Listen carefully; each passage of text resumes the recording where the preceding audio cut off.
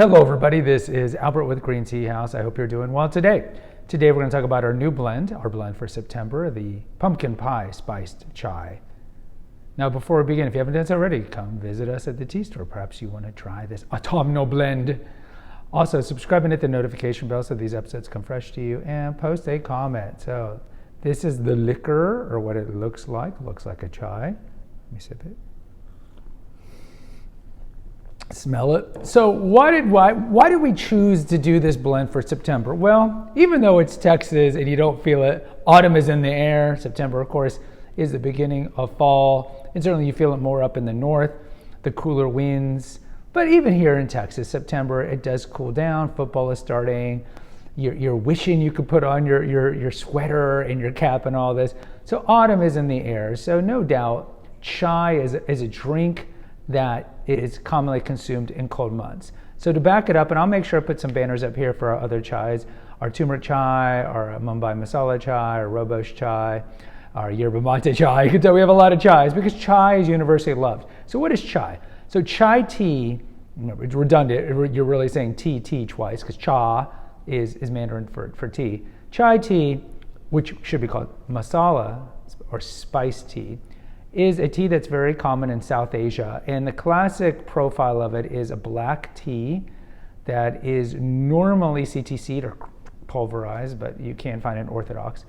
But it's a black tea with cinnamon, cardamom, cloves, and ginger. Now, you will find chais, masala chai blends that are very different depending on where in India you are, where in Bangladesh you are, where and even within those regions of those countries, they're all going to have their own particular blend, but that's kind of the classic profile. It's going to be a black tea, so fully oxidized, very robust, full of theobrominogens to make it look red. Remember, the Chinese call black tea red because the liquor is red, and it's going to have the theoflavonoids which make it very robust. That's the beauty of black tea, and that's why you can complement it with milk and sugar. So that's the classic chai. We decided to do a pumpkin vanilla infusion of the classic chai because both of these things are universally loved. Who doesn't like vanilla? Who doesn't like pumpkin? Especially pumpkin with the fall weather. When we think of pumpkin, we think of fall weather. Of course, we think of October, we think of Halloween, and we think of maybe a pumpkin pie or whatnot. So this blend is a custom blend where we put in pumpkin pieces and we put in some spices that make it have a very kind of warm, fall-like smell that complements the classic chai. So this does have cinnamon, cardamom, cloves, and ginger, but in addition to that, it's going to have some nutmeg, it's going to have some vanilla in it, and it's going to have some pumpkin pieces and some other spices, all natural, everything's good. Now, how should you drink this at home if you're going to get it for home? It's a classic black tea, so I would do about 200 degrees. So if you have a kettle that allows you to go 200 degrees, to go straight to 200 degrees. If you're not, you can do this at full boil, but ideally, black tea has a little more leeway when it comes to temperature, but I would probably do full boil and then open the lid, wait about a minute, and then brew your tea. We recommend for a black tea like this to do maybe a 5-minute infusion, and you can do it at least 2 times, if not 3 times.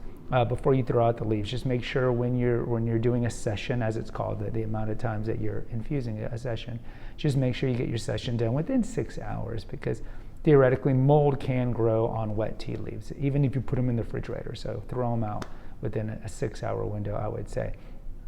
As I mentioned at the beginning, you can definitely put milk and sugar or some sort of sweetener in this. You can sprinkle some cinnamon on the top. You can put on some whipped cream if you want, whatever you like, because this blend is meant to be complemented with the aforementioned, and it's meant to be drunk outside on our patio with a little blanket when our first cold fronts start coming in Texas. Oh, I don't know, late October.